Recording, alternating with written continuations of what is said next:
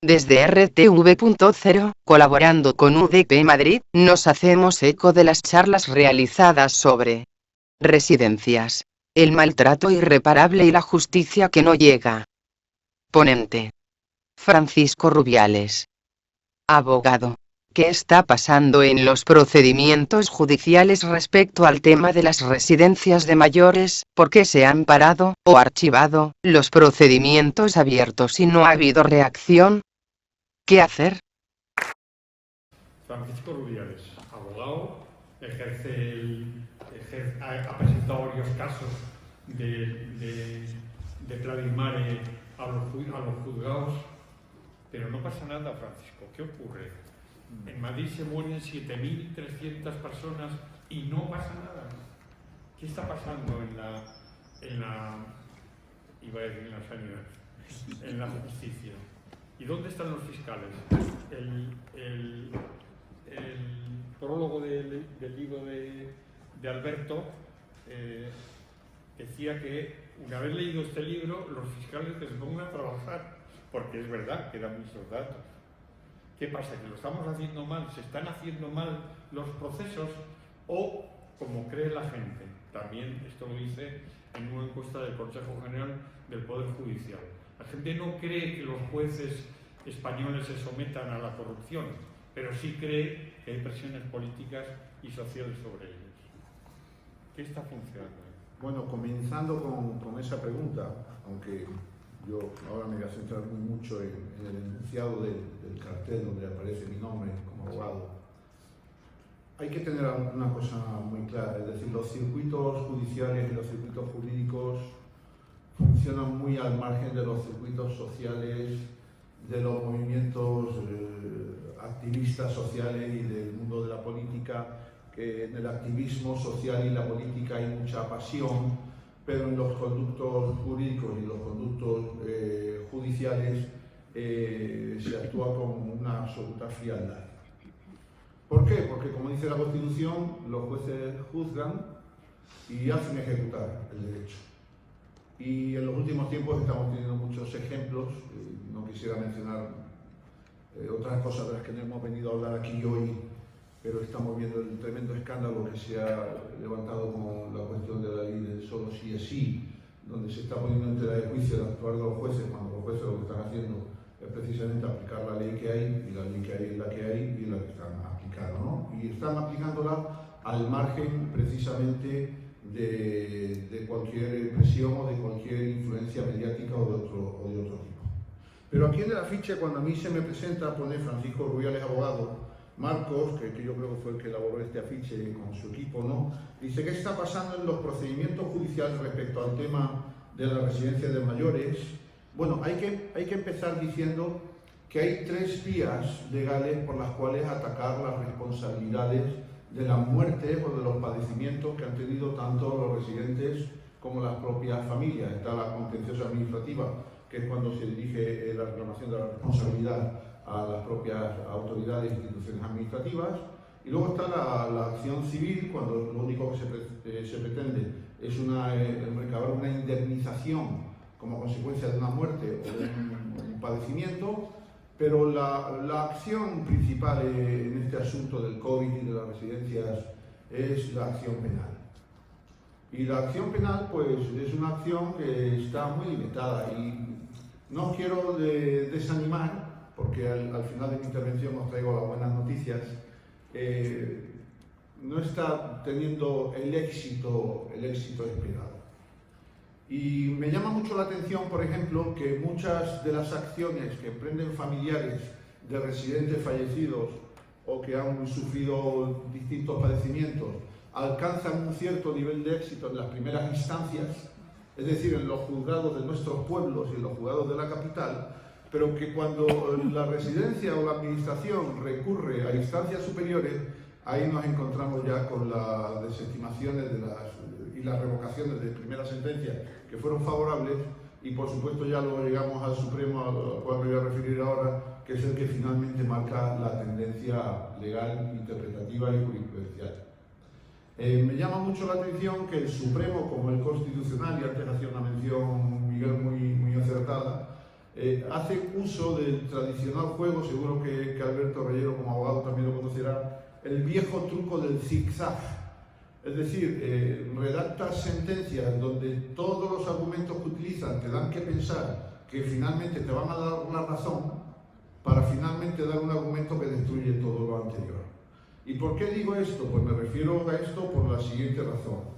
La tendencia del Tribunal Supremo a la hora de interpretar si una residencia o una entidad administrativa es responsable de la muerte de un residente o de una persona mayor es el siguiente. El Tribunal Supremo utiliza el criterio de la culpabilidad. El Tribunal Supremo dice, no, vamos a ver, la residencia tiene una obligación y las administraciones públicas tienen una responsabilidad de estar a la altura de las expectativas de un residente de una residencia. ¿Y cuál es el listón? Pues el listón es que el residente tiene que tener comida, tiene que comer cada día, normal, tiene que dormir en una habitación medianamente decente, tiene que tener un cierto nivel de actividades o de talleres y también tiene que tener una atención médica. Entonces el Tribunal Supremo dice, un residente que no reciba eso, la residencia es culpable de si le pasa algo. Entonces claro, llegamos a este punto y decimos, bueno, pues parece que aquí hay argumentos más que suficientes como para tener esperanzas de que vamos a recibir algún tipo de respuesta, ¿verdad? Pero ahora viene la segunda parte y dice, claro, siempre que no existan causas exógenas o externas que impidan lo primero. Entonces, claro, aquí ya abrimos la puerta a que si una residencia tiene un problema de personal, o como cuando ocurrió en plena pandemia, mucho personal, tanto médico como sanitario, de todos los tipos, de todas las categorías profesionales, se dieron de baja porque ellos mismos fueron infectados. Entonces la residencia no alcanzaba a atender a los residentes y se les morían entre las manos, pues entonces no existe condena. El Supremo utiliza el criterio de la culpabilidad, dice, si eso ocurre, es culpable, pero por causa de esas causas externas que han influido en esta situación, entonces no los podemos condenar. Yo les pongo dos ejemplos, no tienen nada que ver con esto, pero para tratar de hacerme entender.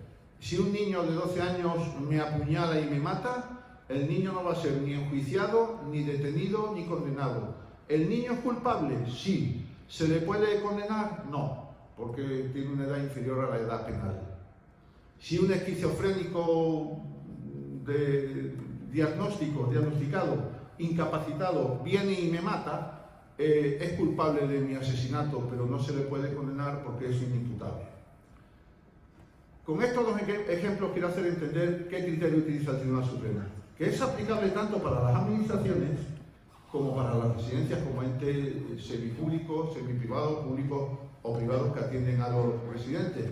¿Qué es lo que dice? Pues efectivamente, seguramente Isabel Díaz Ayuso sea culpable de muchas muertes de residentes durante la pandemia, seguramente sea culpable, pero no la podemos acusar porque ha habido elementos que se han escapado de las manos de todos. Pues bueno, antes hablaba aquí que Villalobos del meteorito, el compañero Alberto Reyero hablaba del tsunami, pues claro, evidentemente el Supremo que dice, son culpables, pero no los podemos condenar, porque serán elementos externos que han influido en todos estos acontecimientos. El mismo criterio se aplica a las residencias.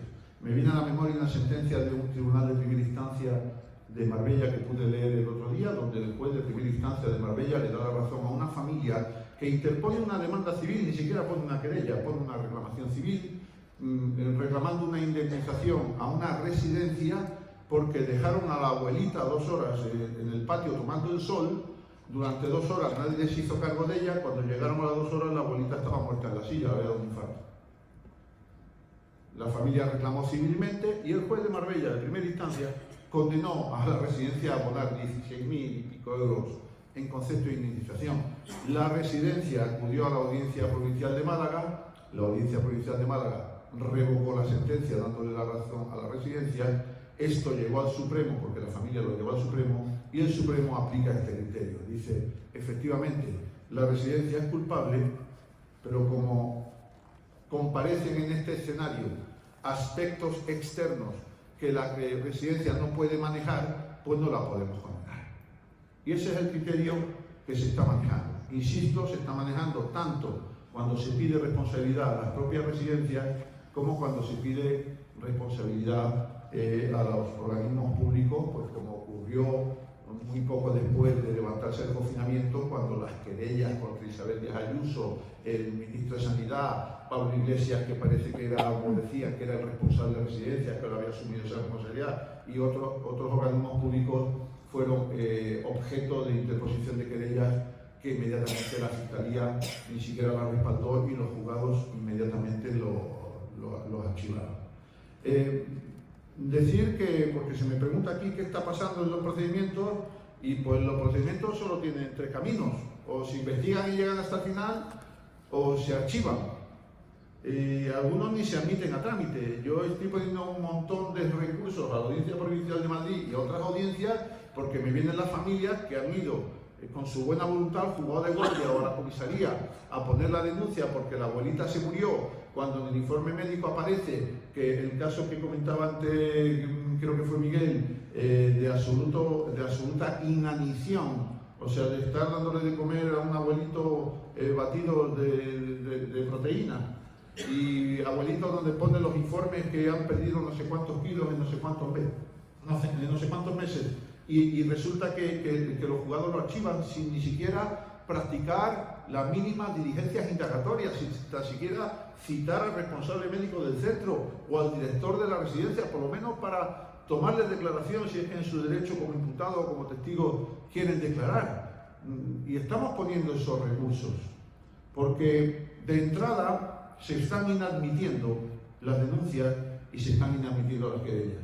Desde luego yo como letrado nunca recomiendo en estos casos iniciar procedimientos civiles, porque lo que no puede lo más, no puede lo menos. Si no es un delito, difícilmente conseguiremos en la vía civil un resultado indemnizatorio, por lo cual es un poco absurdo.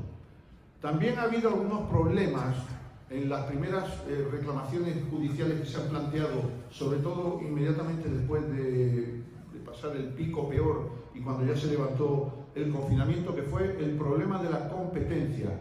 Si había que demandar a una administración pública, ¿a qué administración pública había que demandar? ¿Había que demandar a la presidenta de la Comunidad de Madrid o de Valencia o de Galicia o de Aragón? ¿O había que demandar a Pablo Iglesias, vicepresidente segundo del gobierno? ¿O a quién había que demandar? Hay una sentencia muy curiosa del Tribunal Superior de Justicia de Cáceres que dice que absuelve a la administración autonómica extremeña porque el responsable es el gobierno de la nación. Pues hay una sentencia. Entonces, ¿por qué les traslado esto? Porque al final muchas veces el hecho de que estas reclamaciones judiciales prosperen o no prosperen, el problema es que ocurre que ni siquiera se trata el fondo del asunto, ni siquiera se llega al fondo del asunto, ni siquiera se llega a investigar el caso concreto del residente que ha fallecido o que ha padecido un calvario. Se quedan en las cuestiones formales previas. Y ese es un gran elemento, un gran obstáculo al que nos tenemos que enfrentar diariamente los que estamos en este mundo de las reclamaciones, las demandas y las querellas. También hay un aspecto de fondo, es decir, antes lo decía Quique Villalobos, vivimos en un Estado de Derecho. Nadie puede ser condenado sin pruebas. Nadie puede ser condenado sin que existan al menos indicios racionales de criminalidad. Y aquí nos encontramos con un problema. En primer lugar, hay un problema de corporativismo dentro de algunas residencias. Un médico de una residencia no va a ser testigo contra otro médico de esa residencia. No lo va a ser.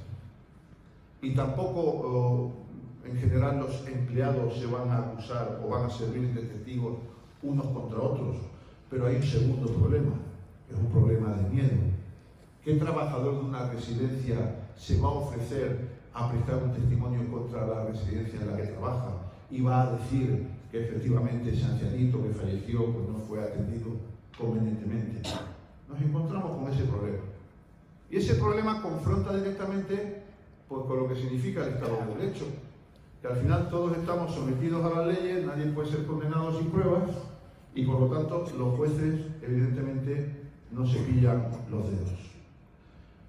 Y este es un poco el panorama legal. No he querido ser demasiado técnico ni extenderme en demasiados detalles, he querido ser un poquito más breve porque estoy seguro que ahora cuando vosotros comencéis a preguntar, ahí sí que van a surgir las respuestas buenas a las dudas, ¿verdad? Pero quiero terminar con esto porque en el afiche pone al final, me pregunta Marcos, ¿qué hacer? Hombre, parece que este escenario que yo he planteado no nos anima demasiado a seguir reclamando, pero al contrario, yo animo a las asociaciones, os animo a vosotros, animo a todos los que han tenido una pérdida de un pariente residente o que han pasado un calvario, tanto en el COVID como después del COVID como antes del COVID, porque las residencias tienen un problema. Parece que las residencias tienen problemas nada más que con el COVID, no, ya los tenían antes y los tienen ahora, que ahora no hay COVID, ahora no hay que tener prácticamente ni la mascarilla puesta. Pero yo animo a que se sigan interponiendo denuncias. ¿Y por qué digo esto? Pues por experiencia profesional.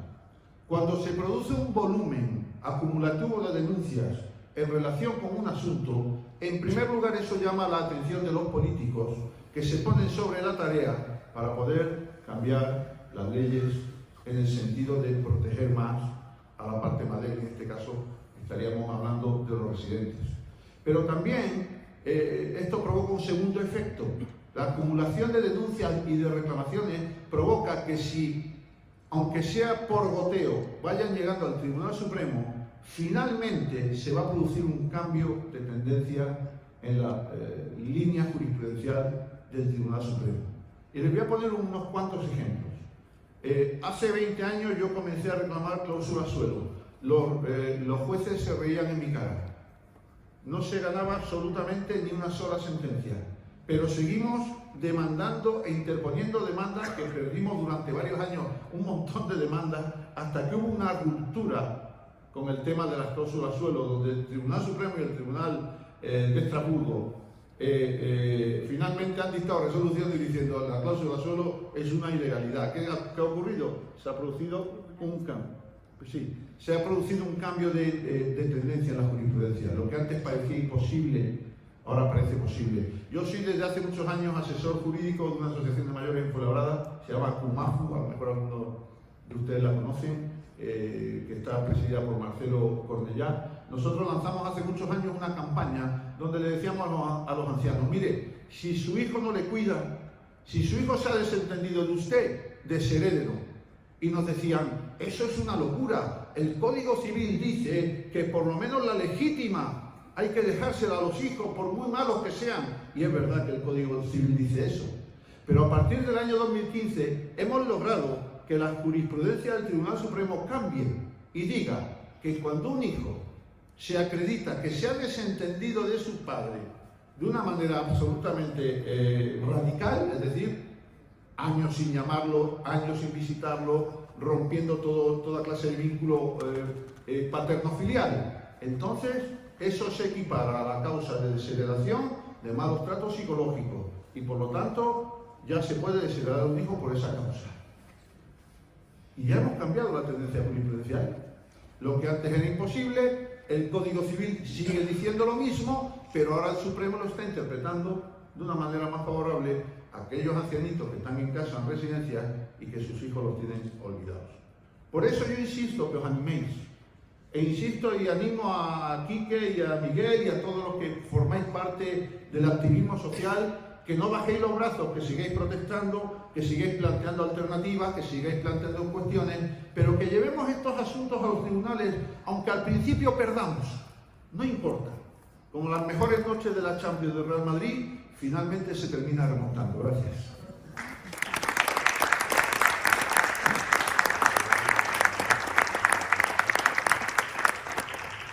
Gracias.